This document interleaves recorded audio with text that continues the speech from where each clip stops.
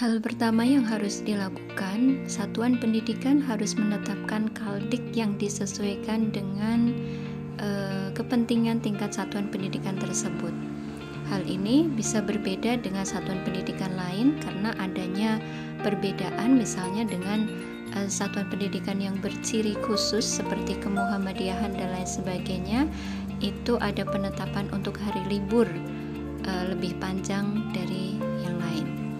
Dalam hal ini untuk kaldiknya kita harus menyinkronkan dari kaldik yang resmi dikeluarkan oleh Dinas Pendidikan Provinsi Jawa Tengah, kemudian juga kita sinkronkan dengan kaldik yang dikeluarkan oleh Majelis Dikdausmen Wilayah Muhammadiyah. Setelah kaldik satuan pendidikan selesai dibuat, selanjutnya kita akan masuk ke perhitungan alokasi waktu. Kolom ini berisi nama bulan-bulan yang ada di semester 1. Sedangkan yang ini adalah jumlah minggu dalam bulan-bulan tersebut. Hingga ditemukan jumlah minggu dalam satu semester ada 27 minggu. Dan ini adalah jumlah minggu yang tidak efektif karena ada kegiatan, bisa karena tes dan juga hari libur. Jumlah perhitungan minggu inilah yang nantinya akan menjadi patokan untuk kita menghitung jumlah jam pelajaran di masing-masing mapel. Ini adalah rincian minggu yang tidak efektif selama satu semester. Minggu efektif didapat dari jumlah seluruh minggu dalam satu semester dikurangi dengan minggu yang tidak efektif. Ditemukan 18 minggu yang efektif. 18 minggu inilah yang akan menjadi patokan bagi sekolah dan disesuaikan dengan jumlah jam pelajaran pada masing-masing mapel. Contoh di sini untuk mapel bahasa Inggris ada 4 jam pelajaran per minggu, jadi dikalikan 18 totalnya ada 72 jam pelajaran.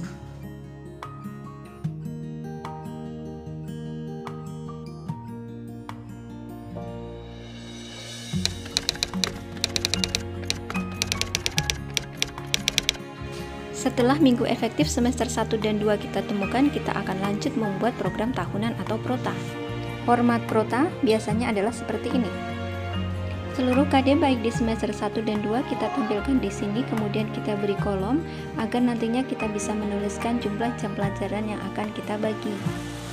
Berdasarkan perhitungan minggu efektif yang sudah kita lakukan, ketemu 72 jam pelajaran untuk semester 1 dan 64 jam pelajaran untuk semester 2.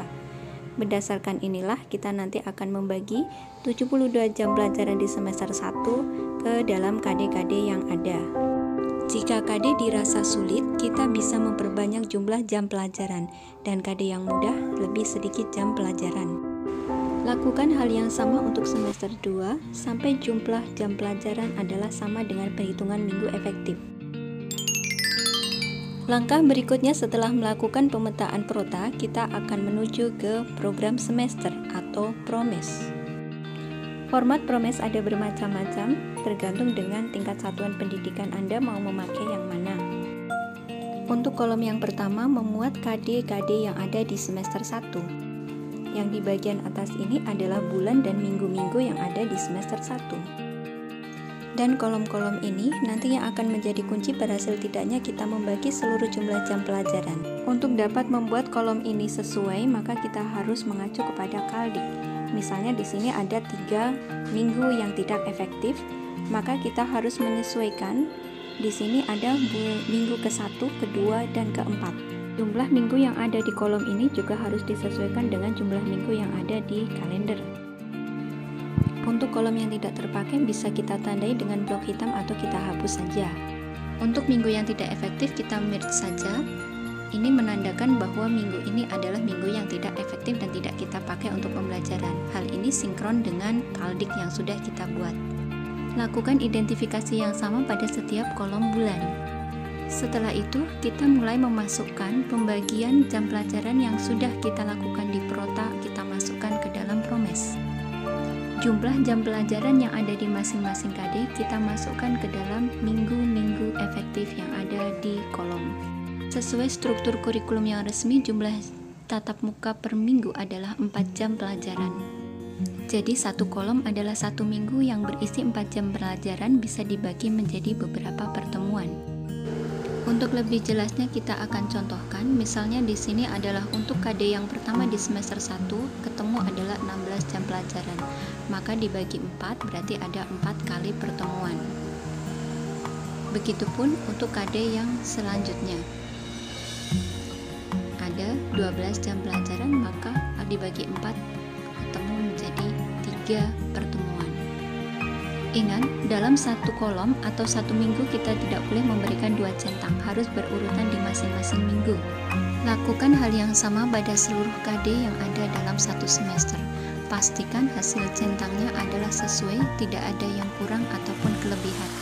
Jika dari awal pembuatan kaldik kemudian minggu efektif, prota dan promes sesuai, maka di kolom ini pembagian jam pelajarannya pun akan sesuai dan akan terlihat benang merah antara masing-masing komponen.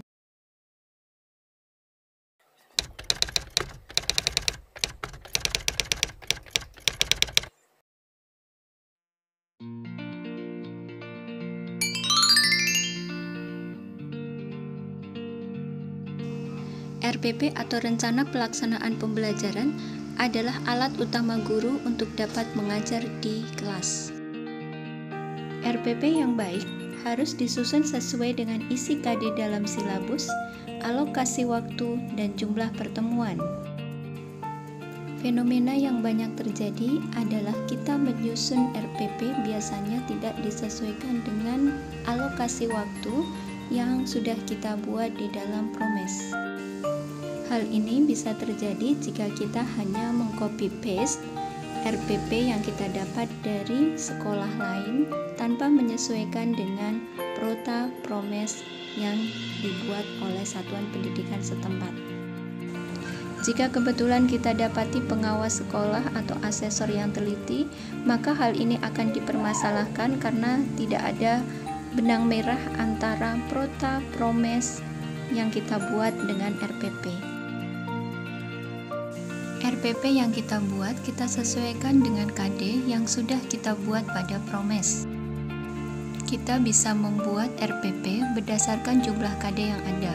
Misalnya dalam satu semester ada 6 KD, maka kita bisa membuat RPP 1 sampai dengan RPP 6. Kita contohkan untuk KD 1 akan kita jadikan RPP 1 yang di situ ada 16 JP.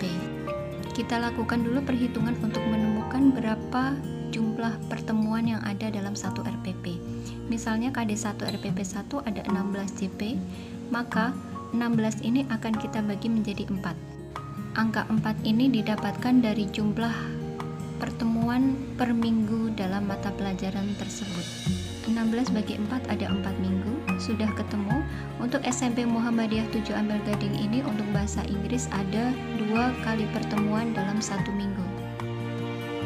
Maka kita akan kalikan angka 4 yang sudah kita temukan tadi dikalikan dengan 2 kali pertemuan dalam 1 minggu untuk mata pelajaran bahasa Inggris tadi. Jadi nanti bisa berbeda-beda di masing-masing pelajaran, dan ini ditemukan 4 kali 2 adalah 8. Jadi untuk bahasa Inggris di KD 1 RPP 1 kita ada 8 pertemuan. Dalam RPP kita cantumkan 2 kali 40 menit untuk 1 kali pertemuan. 40 menit didapatkan dari struktur kurikulum yang dipakai dalam kurikulum 2013. Sedangkan yang dalam kurung ini kita isi dengan 8 kali pertemuan yang merupakan hasil dari perhitungan kita sebelumnya. Kita juga bisa membuat RPP 1 lembar untuk 1 kali pertemuan. Jadi misalnya di sini KD ini ada 8 kali pertemuan, maka kita akan membuat 8 lembar RPP.